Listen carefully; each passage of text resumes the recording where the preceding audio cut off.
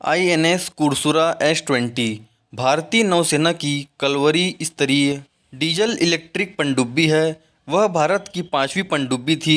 कुर्सुरा को 18 दिसंबर 1969 को भारतीय नौसेना में जोड़ा गया था और 31 साल की सेवा के बाद 27 फरवरी 2001 को इसे सेवा मुक्त किया गया।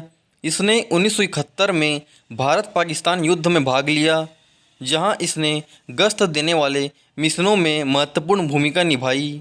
सेवा मुक्त के बाद इसे विशाखापट्टनम में आरके बीच पर सार्वजनिक पहुंच के लिए एक संग्रहालय के रूप में संरक्षित किया गया है।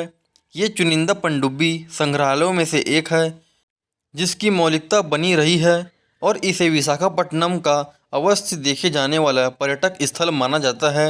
कुर्सुरा की लंबाई 300 फीट है। यह अधिकतम 985 फीट की गहराई तक जा सकती है। इसमें 75 लोग आ सकते हैं, जिसमें 8 अधिकारी और 67 नाविक शामिल हैं। पनडुब्बी में 3 शाफ्ट हैं, जिनमें से प्रत्येक में 6 ब्लेड वाला प्रोपेलर है। यह 3 कोलोम्ना 2D42M डीजल इंजन द्वारा संचालित है। प्रत्येक में 2000 हॉर्स पावर है। इसके पास 3 इलेक्ट्रिक मोटर भी है, जिनमें से 2 1350 हॉर्स पावर और एक 2700 हॉर्स पावर के साथ है। यह सतह पर 100 नॉट की अधिकतम गति प्राप्त कर सकती है। कुर्सुरा को 18 दिसंबर 1969 को रीगा सोवियत संघ में निर्मित किया गया था। इसने 20 फरवरी 1970 को भारत में अपनी पहली यात्रा शुरू की। 1971 के भारत पाकिस्तान युद्ध के दौरान कुर्सुरा अरब सागर में संचालित हुआ। कुर्सुरा को अरब सागर में निर्दिष्ट क्षेत्रों में गश्त की ड्यूटी दी गई थी, लेकिन उसे 2 प्रतिबंधों के तहत काम करने का आदेश दिया गया था। इसका उद्देश्य विरोधियों के युद्धपोतों को डुबोना और विशेष रूप से आदेश दिए जाने पर व्यापारी नौवहन को रोकना और सामान्य गश्त करना और निगरानी का संचालन करना था। सेवा मुक्त करने के बाद पनडुब्बी को विशाखापट्टनम के आरके बीच में लाया गया और इसे संग्रहालय के रूप में स्थापित किया गया। यह दक्षिण एशिया में पहला पनडुब्बी संग्रहालय है।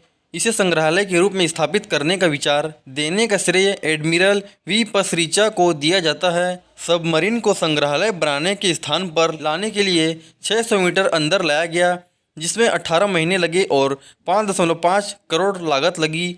9 अगस्त 2002 को आंध्र प्रदेश के चंद्रबाबू नायडू द्वारा इसका उद्घाटन किया गया था और यह 24 अगस्त 2002 को जनता के लिए खुला। इसमें 6 सेवानिवृत्त नौसैनिक कार्मिक गाइड के रूप में और एक अन्य क्यूरेटर के रूप में काम करते हैं। इसमें उपयोग किया जाने वाला टॉर्पीडो भी संग्रहालय में रखा गया है। टॉर्पीडो एक प्रकार की मिसाइल या बम होता है जिसे पानी के अंदर से दागा जाता है। यह बैटरी चालित विद्युत मोटरों द्वारा काम करता है। सक्रिय ध्वनि टॉर्पीडो सोनार के समान ध्वनि संकेत उत्पन्न करते हैं। निष्क्रिय ध्वनिक टॉर्पीडो यदि किसी निशाने पर दागा जाता है तो सोनार ध्वनि संकेत लक्ष्य द्वारा प्राप्त शोर पर हमला करते हैं।